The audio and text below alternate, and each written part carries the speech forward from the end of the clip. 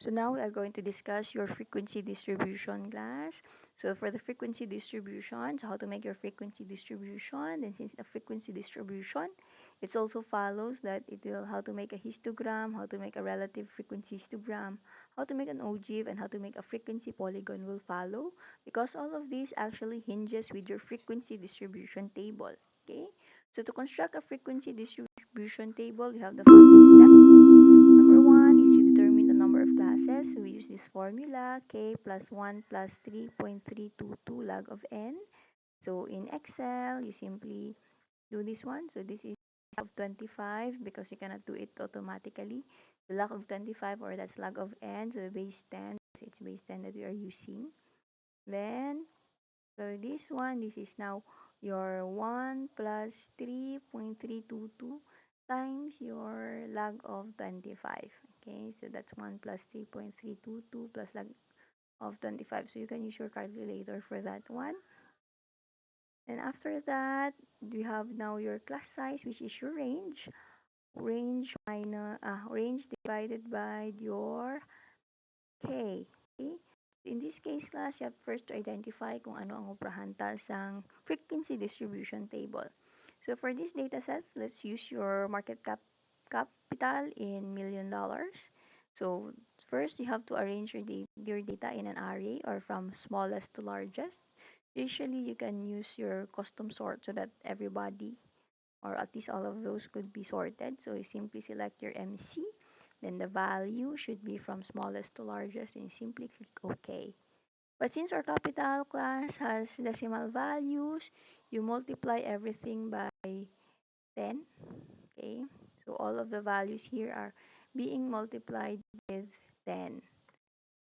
Okay, so that you can have whole numbers and we will not have any decimal values as same with your example.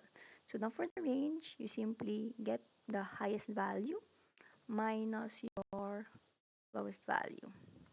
Okay, so that's now 2723. Then for the class size, since this is now equal to your range divided by the round up or round off gali, round off na class size. Okay, so this is now 453. Then you round this up, you round up. Okay, so for the number of classes, you round off. So that's why we have 5.64. So that's 6. You round up your decimal value. Then for the range k, you round up to the next decimal value. So this is 453. So you have 454. Okay, for your class size. And starting with the smallest, our smallest now is 232. So let's use a calculator for easier access. Because my Excel is not currently working well. Or you can have this one. So you can start with 232. And this is now equal to, no, let's have this one sa other side then. Parang you can have the range later class. So this is now 232 for the class size. And this is now 232 plus 454. Okay. Then this one plus 454. Okay. Or, no. The upper limit is equal to your lower limit plus C minus 1. So the next lower limit class is equal to your lower limit plus C. So that is what we are doing right now. Okay, so lower limit plus your C. Then next, lower limit plus B. Okay, then our value is 2955. So okay, remember that one class.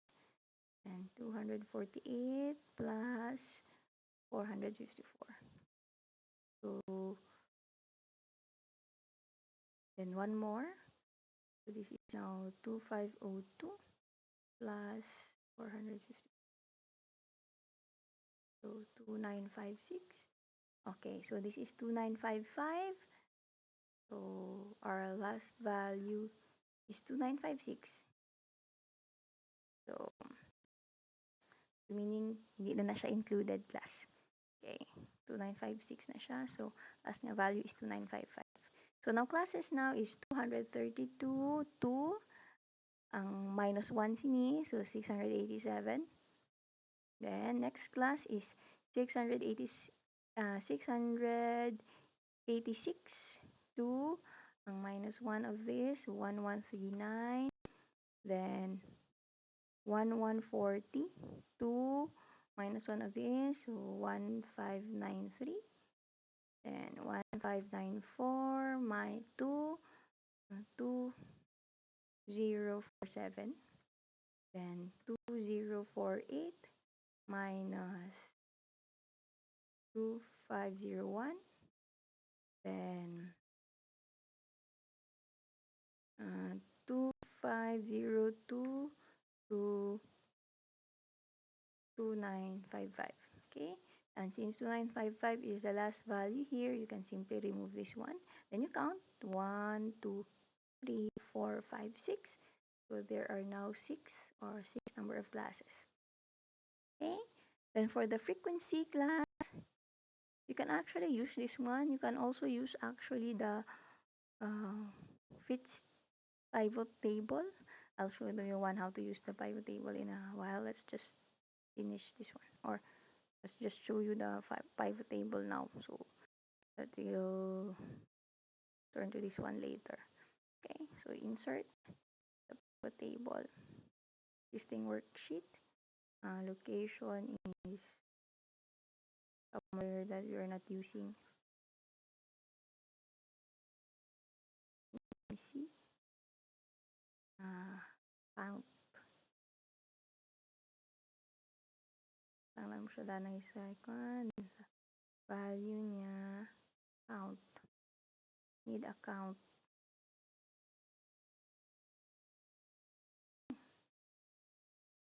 Value field settings. Count. And simply this one plus. So you can actually group. So the first one is 2322687. So 2322687. Group selection. So that's 10. Then the next is 686 to 1139. 686 to 1139. So you can have this. 1139. Okay. The next 1140 to 1593. 1593. Okay. So here. Then 1594 to 2047. So 2047. Okay. Then we have 2048 to 2501. To 2501. 2048 to 2501. Okay. And of course, this one. Last group. Okay, cannot group the selection. So that's 25.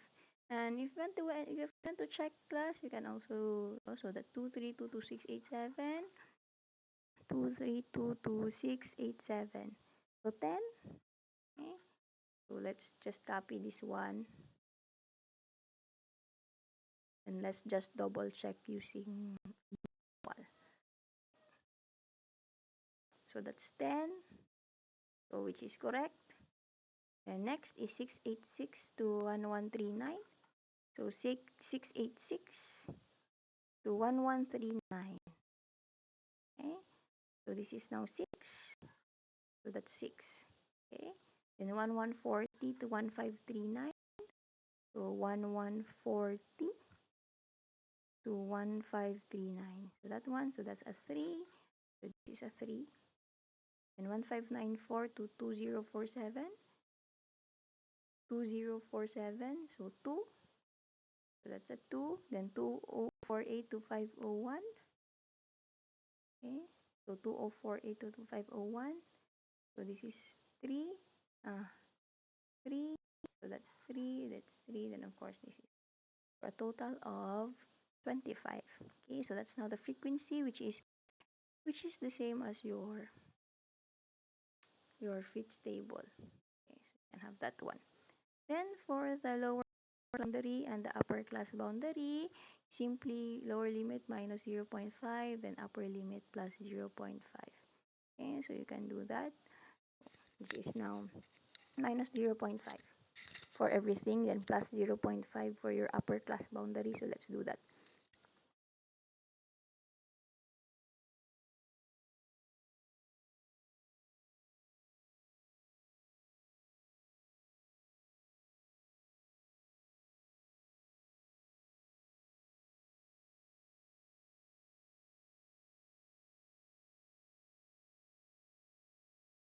This is 685 class because it's 686.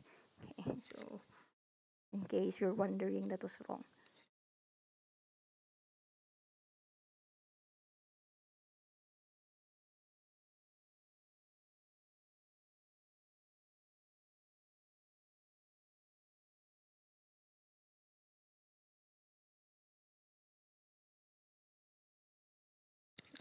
So that's for the lower class boundaries. For the upper class boundaries, you simply copy one class. Okay. Then you simply have 2955.5. Okay. If you want to compare, that's actually correct. That's the same. Okay. So yours will also be the same. Okay. Then for the class midpoint, okay,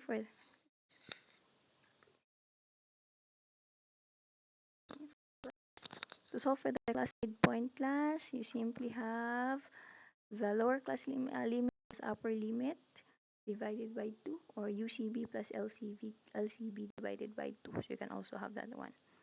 Okay. So equal plus this one.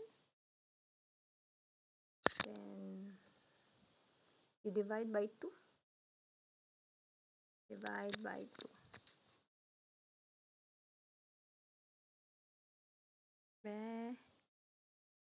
Di ko Japan sure kung nga ay da siya ga-work in this. Pero I think sa pag-drag na siya.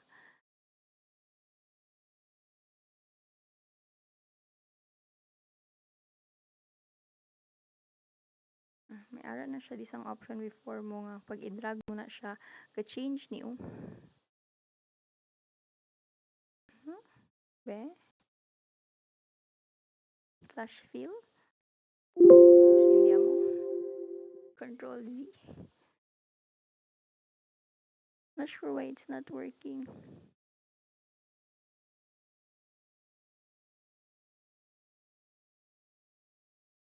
Ayaw na talaga. So let's do this manually.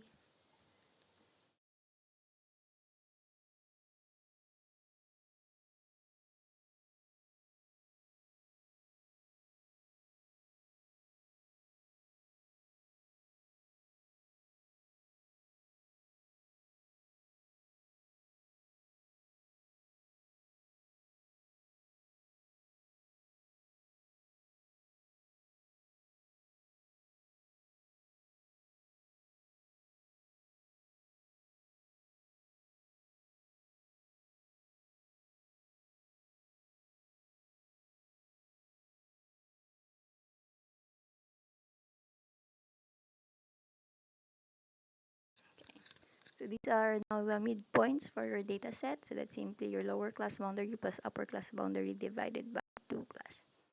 Okay. And now we have your relative frequency. So for the relative frequency, you get the sum of this because you will need that. So for the relative frequency class, that's simply the class frequency divided by the number of observations. So this is now equal to this one divided by your 25. Okay. So equal to your frequency divide your 25.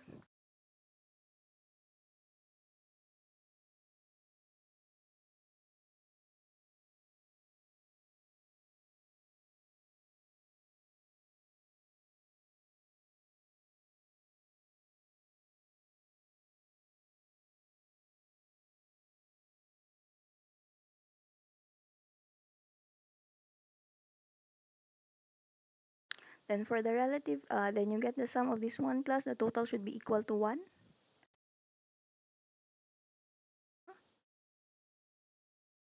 Total should be equal to 1. Why is it, why is it wrong?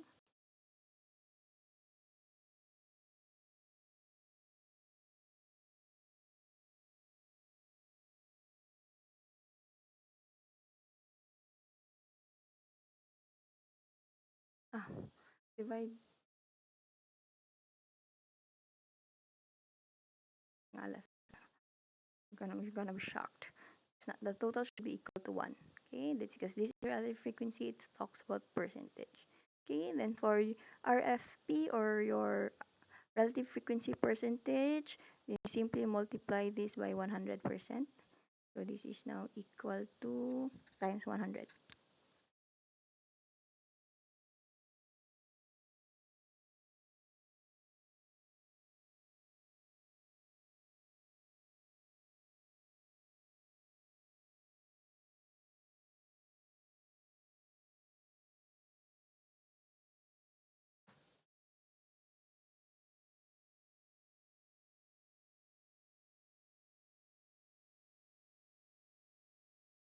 Okay, so that's 100. Of course, if you get the sum of this class, the total should be equals to 100. Okay, so this is now the difference of your relative frequency and the relative frequency percentage. Okay, then we now have your less than CF, or your cumulative frequency. So CFD is number of values less than UCB of the upper class boundary of the class, and ang greater CFD is number of values greater than lower class boundary of the class. So actually for the CF or less than CF, you simply start with the first frequency. So in this case, our first frequency is 10. Okay. Then the next one is plus 6, so this is 16. Then plus 3, so this is 19. Plus 2, so that's 21. Plus 3, that's 24. And lastly, plus 1, that's 25. Okay, so that's now your less than CF of the frequency. Then for greater than CF, or greater than the lower class bound, lower class boundary. So this is now 25. Then minus 10, so that this is now 15. Minus 6, this is now minus 3, that's 6. Minus 2, that's 4. Minus 3, that's 1. Okay, so this is naman your greater than CF. Okay, so this is now frequency distribution table, and let's discuss na lang the graphs on the next video, so that it's not a too long video. Okay, so this is your class frequency distribution. So again, you can also use your pivot table to create your frequency distribution. Okay, so still 25 for the grand total. Then you simply fill in the rest. Okay, again, the range is highest minus lowest. The number of classes is 1 plus 3.322 times log of 25, since 25 at an n. Then class size is our range divided by 6. So gonna round off niya. So it's 6 because it's 5.6. So 6 ang next value. And this one is gonna round up. So that's why this is 454. Then you simply start with the lowest value for your frequency distribution. Then you add the class size, get the next lower class limit, then the class size for the next lower class limit, and so on until you have all the number of classes, which is 6. So 2, 4, 6. Okay, then you simply assign your frequency, lower class boundary and upper class boundary. So minus 0.5 for the lower class boundary, plus 0.5 for the upper class boundary.